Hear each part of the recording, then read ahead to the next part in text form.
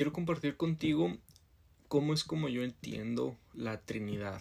Ahora, no estoy diciendo que todo lo que voy a decir es exactamente 100% correcto, pero es la manera en que yo lo comprendo más a profundidad y entiendo un poco más a Dios.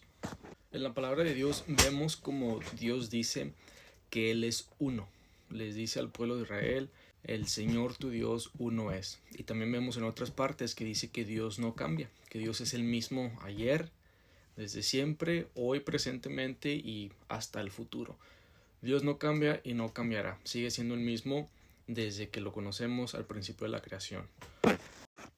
Por eso creo que es incorrecto llamarle a las manifestaciones de Dios personas. La persona del Espíritu Santo, la persona del Padre, la persona del Hijo, etcétera, no son tres diferentes personas, es la misma entidad, es el mismo cerebro, si lo quieres ver así. Ahora, de ese cerebro o de esa fuente principal es de donde viene todo. Esa fuente principal o el Padre, es así como lo entiendo. El Padre es el principio, es el principio de todo, de ahí surge todo el universo espiritual, de ahí fue creado todo. Ahora, el Padre tiene su trono en el cielo, tiene su templo en el cielo. Dicen las escrituras que el tabernáculo, el templo que estaba aquí en los tiempos del Antiguo Testamento, es solo una copia de lo que existe en el cielo. Entonces, con eso podemos deducir que la fuente, el cerebro, ¿sí?, tiene un lugar de morada, tiene un centro, es donde él habita, que es su trono, y lo podemos ver en esta foto de aquí que les voy a enseñar. Así traten de imaginárselo de esta manera por ahora.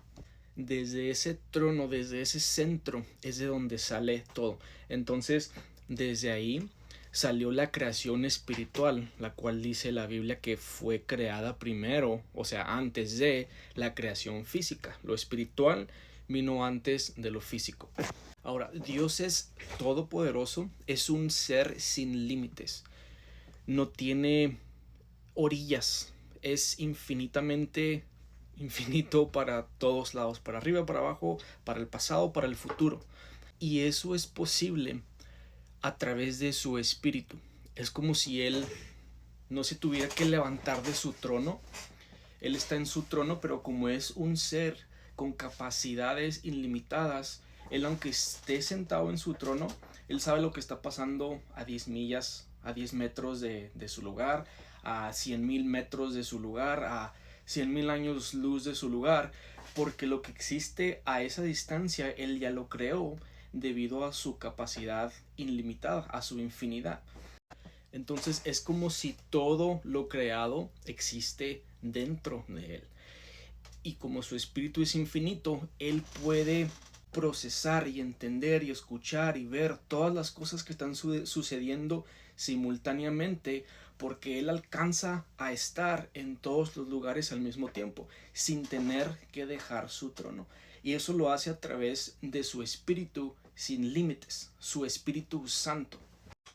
Entonces, aunque nosotros estemos aquí en la tierra caminando y haciendo lo que estemos haciendo, Él está en el cielo en su trono, pero a través de su espíritu Él sabe todo, porque aunque estemos en la tierra, seguimos estando dentro de Él mismo. Así que para Dios no es imposible el estar en su trono, como en la foto que les enseñé, allá en el cielo, y si Él quiere, aquí en la tierra se puede manifestar, su espíritu puede tomar cualquier forma que Él guste para hablarle a alguien, para hacer cierta tarea en cierto lugar por cualquier razón.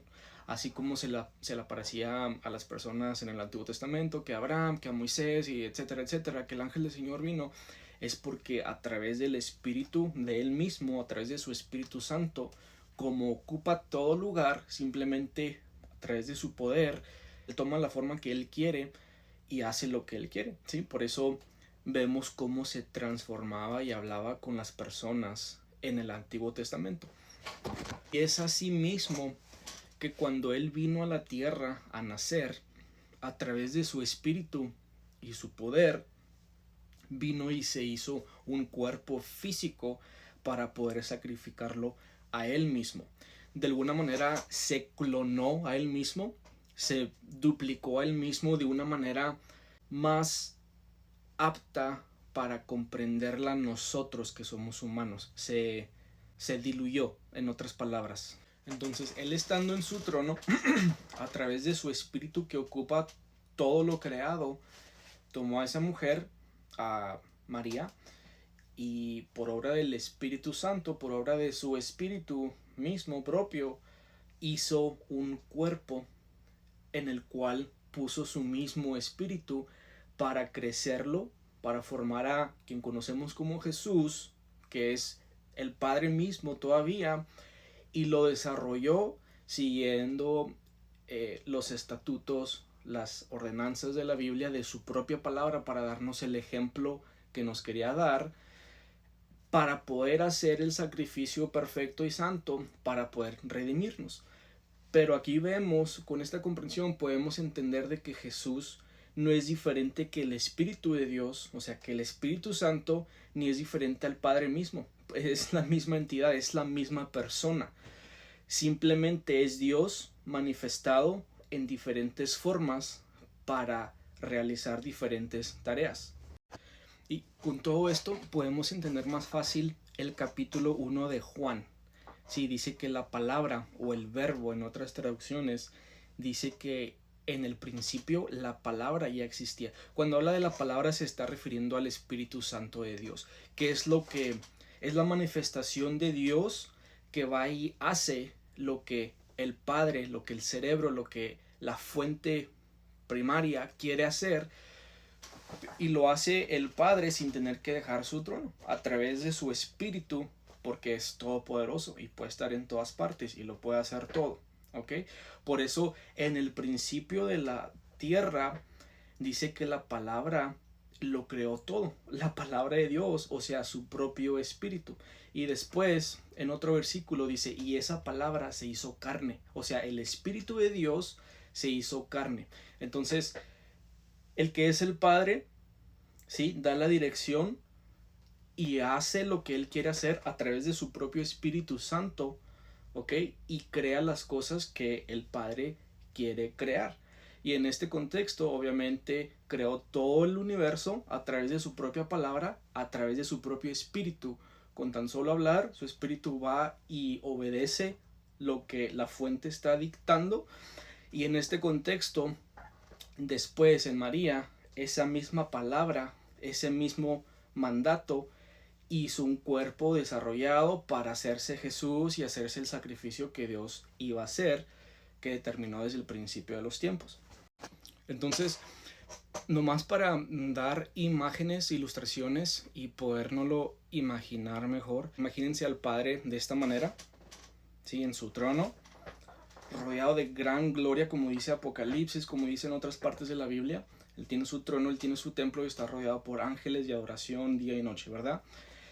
Ahora imagínense a su Espíritu Santo yendo a través de todo el universo, de toda la creación, y realizando las cosas que la fuente, que el Padre quiere hacer.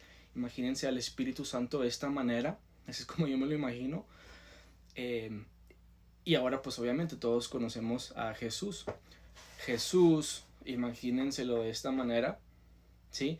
Pero era el Padre dictando las cosas que él quería hacer a través de su Espíritu en Jesús, en el cuerpo terrenal que Dios desarrolló para poder ofrecerse a sí mismo el sacrificio que era necesario para redimirnos a nosotros, su creación. Como les digo, todo esto es nomás una comprensión que yo tengo, no estoy acertando nada al 100%, pero es algo que me ayuda a comprender, ok, Dios no son muchos dioses, no son diferentes personas, es un Dios, es una fuente, pero en diferentes manifestaciones para poderse comunicar con nosotros efectivamente a nuestro nivel.